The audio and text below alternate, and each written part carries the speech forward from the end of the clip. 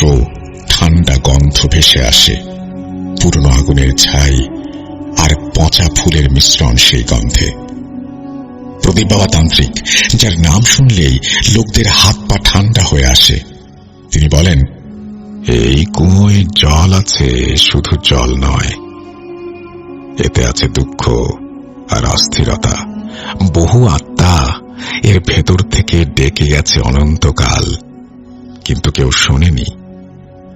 লোকেরা বলে গভীর রাতে নাকি কুয়োর ভেতর থেকে কান্নার মতো শব্দ ভেসে আসে।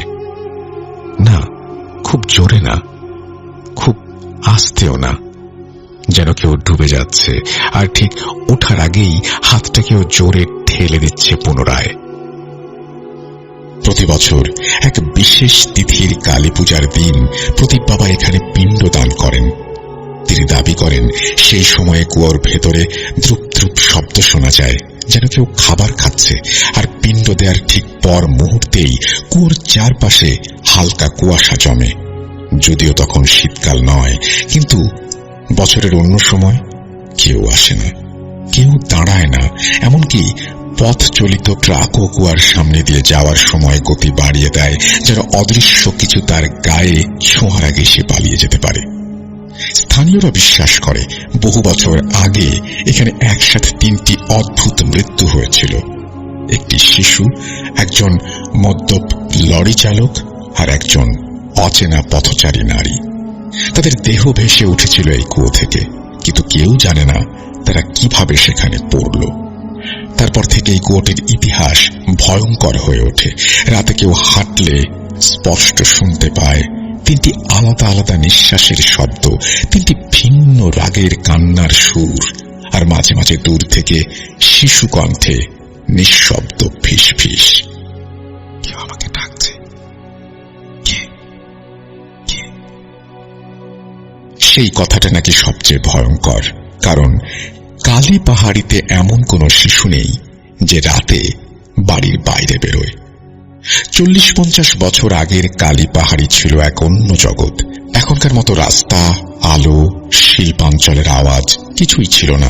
চারিদিকে শুধু অগাধ ঝোপঝাড়, নিষ্প্রাণ কাঁটা গাছ আর খনির দিকে যাওয়ার বিকল্প হাঁটা পথ। দিনের আলোয় জায়গাটা যতটা নির্জন লাগত, সন্ধ্যা নামলেই তা হয়ে উঠত একেবারে ভিন্ন। মাটি, বাতাস, গাছের ডাল সবকিছুতে যেন অকারণ ভারী অন্ধকারে জমে যেত। খনির শ্রমিকেরা মাঝে মাঝে এখানে আসত কাঠ, শুকনো ডাল বা দূরের ঘোলাটে জল সংগ্রহ করতে।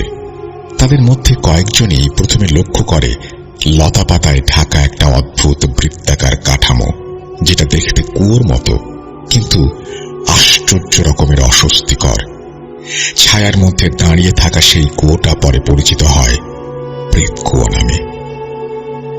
গ্রামের লোকেরা যখন একটু পরিষ্কার করে দেখে, তখনই বুঝতে পারে এটা বয়সে অনেক পুরনো। ইটগুলো ভেঙে পড়া, শ্যাওলায় মোড়া, যেন বহু বছর মৃতের মতো নির্জীব পড়ে আছে। কুয়োর উৎস নিয়ে কারো স্পষ্ট কোনো ধারণা ছিল না, তবে বহু বছর আগে পাওয়া এক ছিন্ন ভিন্ন দলিলে নাকি উল্লেখ ছিল এই জায়গায় এক তান্ত্রিক সাধনা করতেন। তার নাম লোকমুখে বহুবার ঘুরে বেড়ালেও কেউ ঠিক করে বলতে পারে না তিনি কে ছিলেন, কোথা থেকে এসেছিলেন।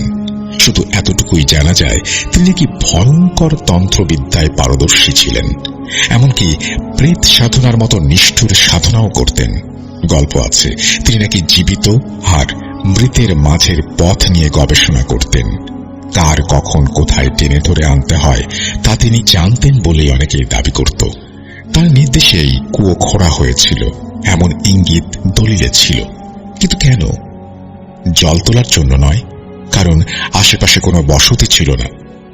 লোকজনের বিশ্বাস তান্ত্রিক নাকি এই কুয়োটাকে ব্যবহার করতেন মৃত আত্মার শক্তি নিয়ন্ত্রণ করার জন্য। রাতে দূর থেকে আগুনের লেলিহান আলো দেখা যেত। কেউ কেউ শোনার দাবি করত গভীর মন্ত্রোচ্চারণ, যা মুহূর্তের মধ্যে বাতাসকে বরফের মতো ঠান্ডা করে দেয়। তান্ত্রিকের মৃত্যুর পর গ্রামের লোকদের আর ধৈর্য থাকে না। কয়েক রাত ধরে তারা কুয়োর দিক থেকে অদ্ভুত কান্নার শব্দ, কারো শ্বাসরুদ্ধ হয়ে যাওয়ার মতো আর্তনাদ, আর কখনো কখনো হাড় কাঁপানো মন্ত্রস্বর শুনতে পায়। এক রাতে নাকি কয়েকজন সাহসী মানুষ মশাল নিয়ে সেখানে যায়। কুয়োর মুখে তারা দেখে অদ্ভুত কালচে দাগ, যেন আগের দিনও সেখানে কিছু একটা কেউ টেনেছে, ঘষেছে, রক্ত বা কালি দিয়ে। তারপর তারা সিদ্ধান্ত নেয় কুয়োর মুখ পাথর দিয়ে বন্ধ করা হবে। গ্রামবাসীরা পুরো কুয়োটা মোটা পাথরে ঢেকে দেয়, চারপাশে কাঁটা গাছ ফেলেও দেয় যাতে কেউ ভুলেও তার কাছে না যায়। তারপর বহু বছর কেটে গেছে, কিন্তু আজও নাকি মাঝে মাঝে রাতে বাতাস একদম থেমে গেলে কুয়োর ঢেকে রাখা পাথরের ওপার থেকে শোনা যায় চাপা একটা আওয়াজ, যেন ভেতরে কেউ একজন দম নিতে চাইছে কিন্তু কোনো শক্তি তাকে থামিয়ে দিচ্ছে। 1990-এর দিকে সরকারের উদ্যোগে কালী পাহাড়ি এলাকার পাশ দিয়ে জাতীয় সড়ক তৈরির কাজ শুরু হয়। তখনও জায়গাটা ছিল ভয়ঙ্কর নির্জন, ঘন ঝোপঝাড়ে ভর্তি। শ্রমিকদের প্রথম কাজ ছিল বড় বড় গাছ কেটে রাস্তা চওড়া করা। কিন্তু গাছ কাটতে কাটতে তারা যখন ওই পুরনো কুয়োর কাছে পৌঁছল, তখনই অদ্ভুত কিছু তাদের নজরে আসে। কুয়োর মুখটা একসময় যেভাবে পাথর দিয়ে শক্ত করে বন্ধ করা হয়েছিল, সেগুলো এখন অস্বাভাবিকভাবে চূর্ণ বিচূর্ণ, যেন বাইরে থেকে কেউ ভাঙেনি, বরং ভেতর থেকে কেউ তীব্র শক্তিতে ধাক্কা মেরেছে। গভীর ফাটলগুলো দেখে শ্রমিকদের মনে এক শিরশিরে ভয় ঢুকে যায়। তারা বাকিদের ডেকে আনে। সবাই একই কথা বলে, এটা মানুষের কাজ নয়, এখানে কিছু একটা ঠিক হয়নি। গুজব শুরু হয়ে যায় সেদিন থেকেই। রাস্তার কাজ করতে আসা কয়েকজন শ্রমিক হঠাৎ করে অদ্ভুতভাবে অসুস্থ হয়ে পড়ে। কারো মাথা ঝিমঝিম করে, কারো হাত পা কাঁপতে থাকে, আর কেউ কেউ বেহুঁশ হয়ে যায়। যাদের জ্ঞান ফিরত তারা একই কথা বলতো, কেউ আমাদের কানের কাছে ফিসফিস করে বলছে, জল দাও, আমাদের মুক্তি দাও। প্রথমে সবাই মনে করেছিল গরম, ধুলো আর ক্লান্তির জন্য এসব হচ্ছে, কিন্তু ঘটনা এত ঘন ঘন ঘটতে থাকায় ভয়টা সত্যি হয়ে ওঠে। লোকেরা কুয়োটা পুরোপুরি ভরাট করে দিতে চাইল। তাদের যুক্তি, এতে সমস্যার সমাধান হবে। একবার মাটি দিয়ে পুরোটা ঢেকে দিলে সব সমস্যার শেষ। কিন্তু ঠিক তখনই বাধা দিল এলাকার কয়েকজন প্রভাবশালী লোক। তারা তান্ত্রিকের শোনা পুরনো কথা তুলে বলল, এই কুয়োতে অতৃপ্ত আত্মারা রয়েছে, এদের বিরক্ত করলে বিপদ হবে, বড় বিপদ। এই গ্রাম জুড়ে বাতাসের মতো ছড়িয়ে পড়ল কথাটা। যারাই সন্ধ্যার পর কুয়ার সামনে দিয়ে যেত, তারাই নাকি অনুভব করত একটা হালকা ঠান্ডা বাতাস, যেন কেউ পাশ দিয়ে এইমাত্র ছুটে গেল। কেউ কেউ নাকি কুয়োর উঁচু ভাঙা অংশে একটা ছায়ামূর্তি দাঁড়িয়ে থাকতে দেখেছে। অস্বাভাবিক লম্বা, স্থির, চোখবিহীন। সত্যি অসত্যি মিলেমিশে এই কাহিনী দ্রুত ভয়ঙ্কর রূপ নেয়। এই সময়ে শুরু হয় বিশেষ তিথিতে কালী পুজো করে পিণ্ডদানের রীতি। পুরনো তান্ত্রিকের কথিত নিয়ম অনুযায়ী যে যে তান্ত্রিক এই জায়গাটি গ্রহণ করত, সেই এই রীতি চালিয়ে যেত।